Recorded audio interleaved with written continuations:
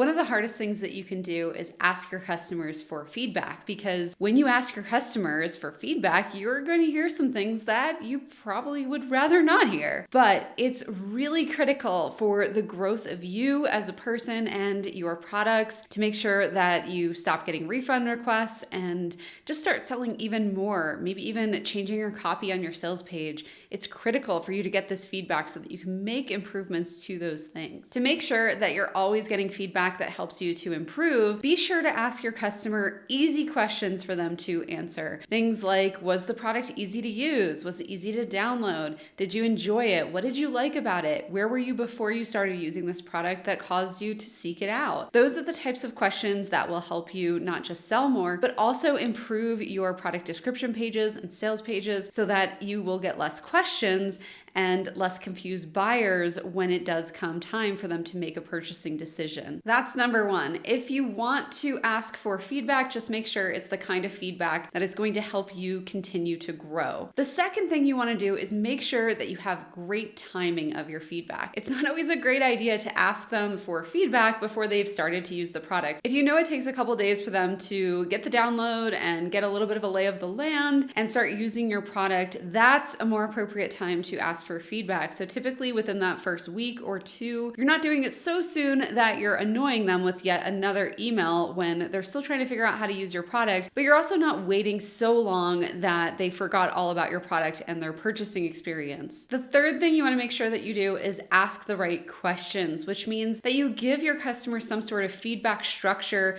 to comply with, because if you just ask them how to go, they're less likely to answer the question and you're not going to get very much productive feedback. You really want that productive feedback that kind of writes your copy for you, because the work that your customers will do for you is going to be worth 1,000 copywriters. There's no copywriter in the world that can do the kind of customer research that you can do just by asking your customers for feedback on your products. The fourth thing to think about is you always want to give them an outlet for reviews, because if you don't give them one, they will seek one out on their own, especially if they are disgruntled or unhappy, and we all know how that goes. If you would like to have somebody who is maybe less than happy come straight to you, it's important for you to ask for that feedback before that person has a chance to go elsewhere on the internet and leave you a bad review somewhere that could be potentially detrimental or harmful to your sales. It's also important to ask for this little feedback, because as your reach grows, you are going to get colder and colder traffic coming to your store and buying from you. So that warm traffic who already knows and they love and trust you, they're going to forgive your tiny mistakes. But as that traffic gets colder, which is great, you're expanding, they're going to be a little less forgiving and you'll start getting more refund requests if you don't ask for this feedback early and often, so that you can fix these little tiny annoyances for the people who love you. And then that way, when the people who you're just a stranger to them on the internet, they get a hold of your product, it's not such a big deal for them. They didn't even experience that tiny annoyance because you already fixed it. And finally, the fifth thing is just to create a little bit of an additional incentive for them to fill out your feedback request. If you would like for them to give you feedback, then make sure it's easy for them to do so in whatever format is best for them. So for example, if they're really busy, maybe it's really easy and fast for them to record a video, but it would take them a long time to write you a nice review if they had to actually type it out. So I like to give people both options where they can leave me a voice or a video review and also a text review, because all of those things are valuable to me and my customers who are considering making further purchases from my store. It's also a great idea to not just make it easy, but give them some sort of financial gain or incentive. And that can look like a coupon off their next purchase. It could be a free workbook that they would have had to otherwise pay for. It could be some sort of exclusive thing that they get because they left you a review. Now, when we do this, we are required by law to disclaim that we did give them something in exchange for their review, but we usually do this right at the end of the video or at the end of the testimonial. And honestly, almost everyone is doing this nowadays. We are just being honest and disclosing this. I think customers are also used to getting asked for reviews and getting incentives for reviews.